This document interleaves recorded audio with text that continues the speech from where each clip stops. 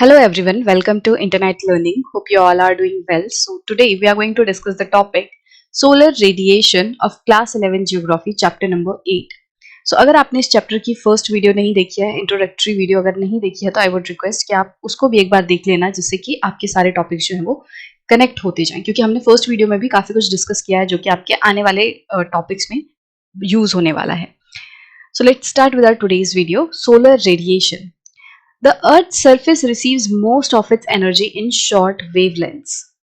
तो सबसे पहले आप ये समझो कि जो लाइट होती है ना वो नॉर्मली वेव्स की फॉर्म में ट्रेवल करती है. मतलब जैसे ये मैं एक तरीके से एक्सेस बना रही हूं. अब इसमें ब्लू कलर से या आप ये समझो जैसे ये एक लाइट है, तो लाइट जो है इस तरीके से वेव की फॉर्म में ट्रेवल करती है. और जैसे आपने देखा होगा साउंड वेव होती हैं, लाइट वेव होती हैं, तो वो इस तरीके से वेव की फॉर्म में ट्रेवल करती हैं. अब इनमें जो दो वेव्स के बीच की जो लेंथ होती है इसको हम कहते हैं वेव लेंथ. इसको हम कहते हैं वेव लेंथ. तो जैसे ये वाले टॉप एंड टॉप पार्ट को अगर हम देखें या फिर इसके बॉटम एंड बॉटम पार्ट को देखें तो ये वेव लेंथ है. अब ये वेवलेंथ शॉर्ट भी हो सकती है, लॉन्ग भी हो सकती है. शॉर्ट वेवलेंथ का मतलब क्या होगा? जब ये डिस्टेंस बहुत छोटा होगा, शॉर्ट होगा. और लॉन्ग वेवलेंथ का मतलब क्या होगा? जब ये वेवलेंथ बहुत ज्यादा लंबी होगी. तो अगर मैं आपको दोनों ही चीजें अलग से बना के दिखाऊं ताकि आपको डिफरेंस अलग से समझ आ जाए, तो जैसे मान लो कि ये वाली जो वेव है ये क्या है? ये शॉर्ट वेवलेंथ है. इसको थोड़ा सा और इस तरीके से, इसमें आप देखोगे कि ये जो वेव लेंथ है, मतलब दो वेव्स के बीच का जो डिस्टेंस है ये बहुत ही छोटा है.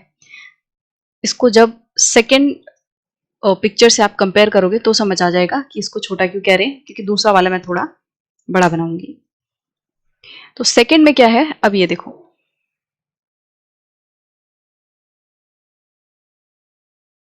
अब इसमें क्या हो रहा है?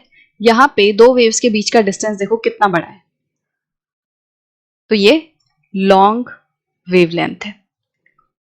तो शॉर्ट वेवलेंथ मतलब जब वेव एकदम इस तरीके से पास, इसके पूरे जो वेव्स होंगी वो बहुत पास पास होंगी. एंड लॉन्ग मतलब जब इसकी वेव्स काफी दूर होंगी. ठीक है, अब हम अपने टॉपिक पे वापस चलते हैं कि कह क्या रहे हैं. Earth surface receives most of its energy in short wavelength. Earth को जो एनर्जी रिसीव होती है, मतलब सूरज से जो आने वाली किरणें हैं, जब वो अर्थ तक पहुंचती हैं तो वो शॉर्ट वेवलेंथ की फॉर्म में पहुंचती हैं. ठीक है, the energy received by the earth is known as incoming solar radiation which in short is termed as insolation. तो जो एनर्जी अर्थ रिसीव करती है वो इनकमिंग सोलर रेडिएशन की फॉर्म में रिसीव करती है. इनकमिंग मतलब आती हुई, सोलर मतलब सन, रेडिएशन मतलब जो सन से निकलने वाली रेडिएशन है. तो अर्थ की जो एनर्जी है वो कहां से आ रही है? इनकमिंग सोलर रेडिएशन से आ रही है, और इसको शॉर्ट में कहते हैं इंसोलेशन. तो आप यूं समझ सकते हो, इनकमिंग का इन, सोलर का SOLA एंड रेडिएशन का TION. तो इन तीनों शब्द के कुछ कुछ पार्ट को मिला के बना है इंसोलेशन. तो इंसोलेशन मतलब सूरज से आने वाली जो किरणें हैं, अब वो अर्थ पे एनर्जी देती हैं, अर्थ पे लाइट एंड हीट प्रोवाइड कराती हैं. ये अर्थ है यहाँ पे और इधर पे सन है यहाँ. अब सन से जो किरणें अर्थ की तरफ आएंगी वो कैसी होंगी? वो शॉर्ट वेवलेंथ की होंगी. उनकी जो वेवलेंथ होगी वो काफी शॉर्ट होगी. तो इनको हम क्या बोलेंगे? ये इंसोलेशन है, इनकमिंग सोलर रेडिएशंस है. तो ये किस फॉर्म में है? ये शॉर्ट वेवलेंथ के फॉर्म में आती है. As the earth is a geoid resembling a sphere, the sun's rays fall obliquely at the top of the atmosphere and the earth intercept a very small portion of the sun's energy. So अर्थ की जो shape है वो geoid shape है जो कि sphere को resemble करती है. इसके मतलब क्या है कहने का कि जो अर्थ की शेप है वो पूरे तरीके से स्फेयर नहीं है, बट स्फेयर की तरह है. स्फेयर क्या होता है? जैसे आप अपनी बॉल देखते हो, जो क्रिकेट बॉल है या कोई भी फुटबॉल वगैरह देखते हो, तो वो प्रॉपर एक स्फेयर है, मतलब एकदम सर्कुलर मैनर में है. बट अर्थ की जो शेप है वो प्रॉपर सर्कुलर मैनर में नहीं है. जैसे एक ऑरेंज होता है, अर्थ की शेप ऑरेंज की तरह है. और ऑरेंज आपने देखा होगा साइड साइड से वो इस तरीके से बल्ज रहता है और ऊपर से फ्लैट रहता है. कुछ इस तरीके की शेप जो है वो ऑरेंज की रहती है. इसी तरीके की शेप जो है अर्थ की भी है. अब ये बहुत ही यूनिक सी शेप है अपने आप में, और इसीलिए अर्थ की शेप को एक अलग नाम दे दिया गया, जियोइड शेप. तो अर्थ जो है वो स्फेयर के जैसी है, but actual shape of earth is geoid. So the sun's rays fall obliquely at the top of the atmosphere and the earth intercept a very small portion of the sun's energy. तो सन की जो raise हैं वो अर्थ के ऊपर obliquely पड़ती हैं. तो ये चीज हमने लास्ट वीडियो में भी डिस्कस की थी कि अर्थ जो है, तो पहली बात तो वो कैसी शेप की है, जॉइड शेप की है. तो इसमें आप देखोगे ये जो ऊपर वाले एरियाज हैं थोड़े फ्लैट हैं और ये साइड वाले जो एरियाज हैं ये बल्ज्ड आउट हैं, बाहर को निकले हुए हैं. ठीक है. और अर्थ जो है वो इस तरीके से एक टिल्टेड वे में प्रेजेंट है. ठीक है. जो उसकी एक्सेस है वो थोड़ी सी टिल्टेड है. एंड ये बीच में मैंने क्या बना दिया, डॉटेड लाइन से ये इक्वेटर है. ठीक है. तो ये 0 डिग्री इक्वेटर है और ये एक्सेस है, अर्थ की एक्सेस, जिस पे अर्थ घूम रही है, अपने ही पोजीशन पे घूम रही है. तो यहाँ पे क्या होगा, अब मैं सीधी सीधी लाइन बना रही हूँ, शॉर्ट वेवलेंथ की नहीं बना रही, बट आपको इतना समझना जरूरी है कि जो वेव्स आती हैं वो शॉर्ट वेवलेंथ की होती हैं. बट अब मैं सीधी सीधी ही रेज बनाऊंगी, समझ आ गया होगा आपको. तो यहाँ पे ये सन है. अब इससे जो रेज आएंगी वो इस तरीके से धरती के ऊपर गिरेंगी. कुछ रेज यहाँ पे जाएंगी, कुछ रेज इस तरीके से होंगी, कुछ रेज ऐसे होंगी. तो मतलब अर्थ के सरफेस पे अलग अलग जगह पे अलग अलग तरीके से अलग अलग एंगल्स पे सनरेज गिर रही हैं. और बहुत ही कम ऐसी जगह होगी जहां पे जो सन की रेज हैं वो परपेंडिकुलरली गिरेंगी, मतलब कि वो 90 डिग्री का एंगल बनाएंगी. बहुत कम ऐसी जगह होगी. जो इक्वेटर वाला रीजन होगा या जो ट्रॉपिक्स रीजन है, tropic of Cancer, tropic of Capricorn, वहां वाले रीजन पे जो सन की रेज है वो कभी कभी 90 डिग्री का एंगल बनाएंगी. बट ज्यादातर जो अर्थ का सरफेस है उस पे सन की रेज जो है वो ओब्लिकली पड़ेंगी, मतलब कि वो इस तरीके से एंगल बनाएंगी जो कि लेस देन 90 डिग्री होगा. इस तरीके से टेढ़ी होके सन की रेज गिरेंगी, सीधी नहीं गिरेंगी. तो इनकी ऑब्लिक रेज होने की वजह से भी क्या होगा, जो सन रेज हैं वो थोड़ी कम अर्थ तक पहुंच पाएंगी, क्योंकि ये देखो ज्यादा डिस्टेंस ट्रेवल करेंगी और जो एटमॉस्फेयर है वो इन रेज को ज्यादा स्कैटर कर देगा. तो अर्थ के सरफेस तक जो रेज पहुंचेंगी वो काफी कम होंगी. और एक चीज की, जो अर्थ का एटमॉस्फेयर है ये क्या करता है, ये बहुत सारी सन रेज को वापस लौटा देता है. जैसे अर्थ है और ये अर्थ का एटमॉस्फेयर है इधर पे. ठीक है. तो अगर यहाँ से सन रेज पड़ रही हैं, इधर से सन रेज इस पे पड़ रही हैं, तो सारी सन रेज अंदर नहीं जाएंगी. बहुत सारी ऐसी सन रेज होंगी जो कि लौट जाएंगी, जो कि वापस लौट जाएंगी. तो इसको हमने पहले भी पिछले चैप्टर में पढ़ा था कि जैसे कार्बन डाइऑक्साइड वगैरह है और इवन वाटर वेपर है, ये क्या करते हैं, ये बहुत सारी सन रेज को लौटा भी देते हैं. ओजोन लेयर है, ओजोन जो अल्ट्रावायलेट रेज होती है उनको लौटा देता है. तो सन की सारी रेज अंदर नहीं जाती हैं, बहुत सारी जो रेज हैं वो एटमॉस्फेयर उनको वापस लौटा देता है और जो बची कुची रेज होती हैं वो अर्थ के सरफेस तक अंदर जाती हैं. तो मतलब कि यहाँ पे दो चीजें हो गई.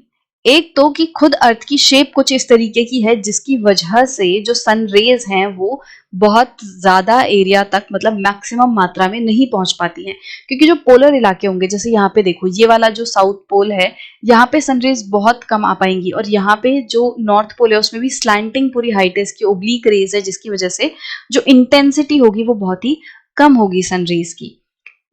तो एक रीजन ये हो गया कि अर्थ की शेप जो है वो जियोइड शेप है, अर्थ टिल्टेड है, इसकी वजह से भी अर्थ की, मतलब सन की सारी रेज अर्थ तक नहीं पहुंच पाती. दूसरा जो और इम्पोर्टेंट रीजन है वो ये है कि जो अर्थ का एटमॉस्फेयर है वो बहुत सारी सन रेज को लौटा देता है, जिसकी वजह से सारी सन रेज जो है वो अर्थ के सरफेस तक नहीं पहुंच पाती है. On an average, the Earth receives 1.94 calories per square centimeter per minute at the top of its atmosphere. On an average क्या होता है कि अर्थ का जो एटमॉस्फेयर है वो कितनी एनर्जी रिसीव करता है. मतलब अगेन हमारी अर्थ है यहाँ पे, इसका एटमॉस्फेयर है ऊपर. अब ये जो अर्थ का एटमॉस्फेयर है, अर्थ अपने एटमॉस्फेयर के टॉप में कितनी एनर्जी रिसीव करती है. तो ये जो एटमॉस्फेयर है ये on an average 1 centimetre square या 1 स्क्वायर सेंटीमीटर में 1 मिनट में 1.94 कैलोरीज जो है वो रिसीव करता है. मतलब अर्थ के एटमॉस्फेयर का मतलब 1 सेंटीमीटर का स्क्वायर बना दो और उस 1 सेंटीमीटर स्क्वायर में 1 मिनट के अंदर कितनी एनर्जी रिसीव होती है, तो 1.94 कैलोरीज एनर्जी रिसीव होती है. तो जितनी भी एनर्जी एटमॉस्फेयर रिसीव कर रहा है, बहुत सारी तो वो लौटा देगा, बट जो रिसीव कर रहा है उसकी मात्रा यहाँ पे लिखी हुई है कि 1.94 कैलोरीज पर स्क्वायर सेंटीमीटर पर मिनट में एटमॉस्फेयर रिसीव करता है। The solar output received at the top of the atmosphere varies slightly in a year due to the variation in the distance between the earth and the sun. अब देखो, जो ये solar output है ना, ये हमेशा सेम नहीं रहेगी। सन की ये जो एनर्जी है जो रिसीव हो रही है, ये हमेशा सेम नहीं रहेगी किसी पर्टिकुलर प्लेस पे भी। मतलब हर एक जगह पे ऐसा नहीं है कि पूरे साल भर सेम सूरज की एनर्जी आएगी। तो ये डिफरेंस क्यों अलग अलग टाइम पे सूरज की जो रोशनी है वो अलग अलग रिसीव होती है? तो इसका रीजन है कि अर्थ और सन के बीच में जो डिस्टेंस है वो साल के अलग अलग टाइम में अलग अलग होता है। तो मान लो बीच में ये सन है एंड अर्थ जो है वो इसके चारों तरफ ऑर्बिट कर रही है। अब आप एक चीज नोटिस करोगे कि मैंने ये जो ऑर्बिट बनाई है वो पूरे तरीके से ऐसे नहीं बनाई है जिससे कि सन एकदम सेंटर में रहे। एक तरफ यहाँ पे कम डिस्टेंस है और एक तरफ का डिस्टेंस थोड़ा ज्यादा है। तो इसका रीजन यही है कि अर्थ कुछ इसी तरीके से सन के चारों तरफ घूमती है। एक पॉइंट पे अर्थ जो है वो सूरज के काफी करीब होती है और एक पॉइंट पे जो सन है और जो अर्थ है उसके बीच का डिस्टेंस काफी ज्यादा होता है। तो जब सन और अर्थ जो है वो बहुत ज्यादा पास होते हैं तो उसको हम कहते हैं, उस पोजीशन को हम कहते हैं पेरीहीलियन। इसको हम कहते हैं पेरीहीलियन और ये होता है 3 जनवरी को।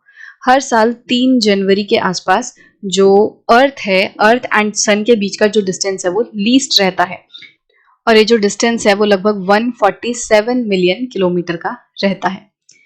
वही जो फारदेस्ट डिस्टेंस है, मतलब जो सन एंड अर्थ के बीच में जो मैक्सिमम डिफरेंस रहता है वो रहता है 4 जुलाई को एंड इस पोजीशन को हम क्या कहते हैं? एपहीलियन। एंड ये जो डिस्टेंस रहता है ये 152 मिलियन किलोमीटर का रहता है। तो बहुत ज्यादा डिफरेंस भी नहीं है, ये 152 मिलियन किलोमीटर है और ये 147 मिलियन किलोमीटर है।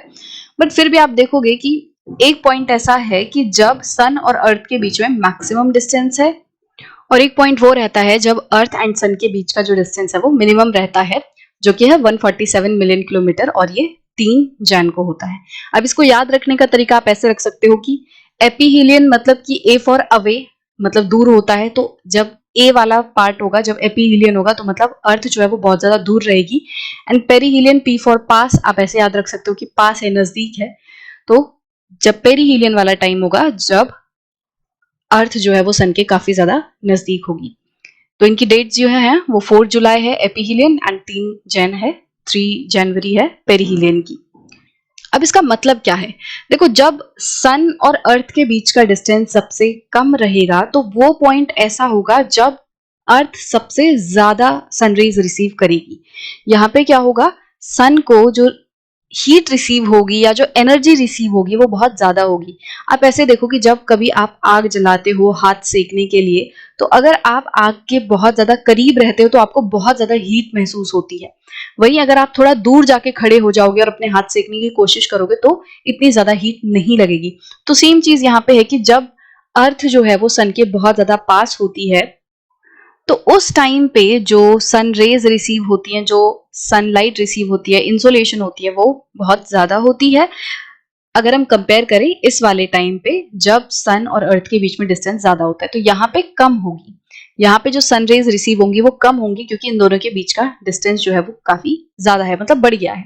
तो अगर आप इसको एपीहीलियन एंड पेरीहीलियन को कंपेयर करोगे तो एपीहीलियन में जो सन रेज रिसीव होती हैं वो लेस रहती हैं और यहाँ पे जो सनरेज रहती हैं वो कंपैरेटिवली मोर रहती हैं।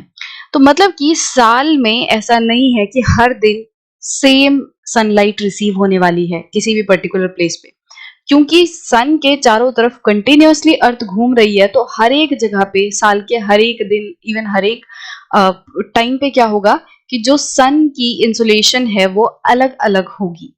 तो दो चीजें हो गई कि जो अर्थ के ऊपर सन की रेज आती हैं, ना ही तो वो हर जगह सेम है और ना ही वो हर टाइम पे सेम है। मतलब आप एक जगह से दूसरी जगह जाओगे तो आपको पता चलेगा कि जो सन की रेज किसी पर्टिकुलर जगह पे होती हैं वो अलग हो रही है। जैसे इक्वेटर पे जो सन रेज रिसीव होती हैं वो बहुत ज्यादा है अगर हम कंपेयर करें पोलर रीजन्स की। इसी तरीके से अब जब टाइम की बात करोगे तो जनवरी में जिस तरीके की सोलर रेज या सन रेज हमारे पास आती हैं अर्थ के पास, वो काफी अलग हैं जुलाई वाले टाइम से या मार्च वाले टाइम से। मतलब कि हर एक टाइम पे अलग हो रही हैं, मतलब साल के अलग अलग टाइम पे अलग अलग अमाउंट में सनरेज रिसीव होती हैं। प्लस धरती पे अगर एक पर्टिकुलर टाइम पे ही देखो, मान लो आप जनवरी वाले टाइम पे ही देख रहे हो, तो जनवरी वाले टाइम पे भी ऐसा नहीं होगा कि पूरी अर्थ पे इक्वल मात्रा में सनरेज आ रही होंगी। अर्थ के अलग अलग पार्ट पे अलग अलग जगह पे अलग अमाउंट रहेगा सनरेज का। और उसका रीजन क्या है? क्योंकि अर्थ टिल्टेड है, तो उस टिल्ट के कारण क्या हो रहा है, हर एक जगह पे अलग अलग अमाउंट में सनरेज रिसीव होती है। So therefore, the annual insolation received by the Earth on 3rd January is slightly more than the amount received on 4th July. तो क्योंकि 3 जनवरी को अर्थ काफी पास रहती है सन के, तो इस टाइम पे क्या होता है, थोड़ी सी ज्यादा सनरेज रिसीव होती हैं 4th जुलाई के मुकाबले। However, the effect of this variation in the solar output is masked by other factors like distribution of land and sea and atmospheric circulations. But एक चीज आप देखोगे कि जो अर्थ है, भले ही वो 3 जनवरी को बहुत ज्यादा पास है और 4th जुलाई को बहुत ज्यादा दूर है, बट बहुत ज्यादा अंतर हमें नहीं दिखाई देता है। जैसे आप नॉर्दर्न हेमिस्फेयर की बात करो, तो नॉर्दर्न हेमिस्फेयर में 4th जुलाई वाले टाइम पे एक्चुअली गर्मी पड़ रही होती है, और जबकि इस पॉइंट पे जो अर्थ है वो सूरज से बहुत दूर है। तो मतलब कि अर्थ और सन के दूर होने की वजह से यहाँ के वेदर एंड क्लाइमेट पे बहुत ज्यादा असर नहीं पड़ रहा है, क्योंकि जो एटमॉस्फेयर है, जो जगहें हैं, मतलब कोई लैंड एंड सी का जो डिस्ट्रीब्यूशन है, कितने मात्रा में लैंड है, कितने मात्रा में ओशन है, तो ये सारी चीजें जो हैं इस दूर वाले फैक्टर को नलीफाई कर देती हैं। ठीक है, तो इसीलिए आप देखोगे कि भले ही 4th जुलाई वाला टाइम ऐसा होता है नॉर्दर्न हेमिस्फेयर में जब पीक एकदम गर्मी रहती है, बट उसके बावजूद मतलब, और यही सेम टाइम है जब जो अर्थ है वो सन से दूर होती है, तो टेक्निकली यहाँ पे थोड़ी इस टाइम पे सर्दी पड़नी चाहिए थी, है ना, थोड़ा ठंडा माहौल होना चाहिए था, बट ऐसा नहीं होता, क्योंकि ये जो डिस्टेंस है, इस डिस्टेंस का जो अफेक्ट है वो बाकी फैक्टर्स जैसे कि एटमॉस्फेयर वगैरह जो है वो नलीफाई कर देते हैं। इस वजह से चाहे अर्थ दूर है चाहे पास है, तो बहुत ज्यादा वेदर या क्लाइमेट पे असर नहीं पड़ता है। ठीक है, और आप देखोगे कि इनके दूर और पास में भी ज्यादा डिफरेंस नहीं है, लगभग 5 मिलियन किलोमीटर का अंतर है, जो कि मतलब स्पेस के फॉर्म में बहुत ज्यादा बड़ा डिफरेंस नहीं है। ठीक है, और यहाँ पे अगर आप देखोगे जब जनवरी वाला टाइम आता है तो अर्थ जो है वो सन के बहुत ज्यादा पास है, और इस टाइम पे नॉर्दर्न हेमिस्फीयर में ठंडी पड़ रही होती है, बट पास होने की वजह से यहाँ पे ज्यादा हीट रिसीव होती है, ज्यादा सनलाइट रिसीव होती है, बट फिर भी कैसे ठंडी है। तो अगेन जो वेदर क्लाइमेट ये सारी चीजें हैं वो इस अफेक्ट को नलीफाई कर रही हैं, इसकी वजह से हमें बहुत ज्यादा असर जो है महसूस नहीं होता है। तो however, the effect of this variation in the solar output is masked by other factors like distribution of land and sea and the atmospheric circulation. तो ये जो वेरिएशन है सोलर आउटपुट का, साल में जो अलग अलग टाइम पे अलग अलग सनरेज रिसीव होती हैं, इसका जो अफेक्ट है वो दूसरी चीजें जो है उसको मास्क कर देती है, मतलब एक तरीके से उसका अफेक्ट नलीफाई कर देती हैं। जैसे कि लैंड एंड सी का जो डिस्ट्रीब्यूशन है वो काम करता है, एटमॉस्फेरिक सर्कुलेशन, एटमॉस्फेयर में जो हवाएं चलती हैं, सर्कुलेशंस चलती हैं, उनकी वजह से भी इसका अफेक्ट थोड़ा कम हो जाता है। Hence, this variation in solar output does not have great effect on daily weather change on the surface of the earth. और इसीलिए हम कह सकते हैं कि ये जो साल में अलग अलग अमाउंट में हमें सनरेज रिसीव हो रही है, स्पेसिफिकली अगर हम एपीहीलियन और पेरीहीलियन वाले टाइम की बात करें, तो इसका असर बहुत ज्यादा सोलर मतलब हमारे वेदर पे नहीं होता है, क्योंकि बाकी फैक्टर्स उसका ध्यान रखते हैं। मेन हमारे अर्थ पे जो वेदर का चेंज आ रहा है वो क्यों होता है, सीजन्स वगैरह क्यों होते हैं, वो मेन रीजन उसका अर्थ का टिल्ट है। ये जो अर्थ टिल्ट कर रही है, मेन रीजन ये है जिसकी वजह से गर्मी सर्दी ये सारी चीजें आती हैं। अब भले ही अर्थ सन से दूर हो पास हो, वो बहुत ज्यादा असर हमारे मौसमों पे, हमारे वेदर पे नहीं डाल रही है। तो आई होप कि ये चीज आपको क्लियर होगी।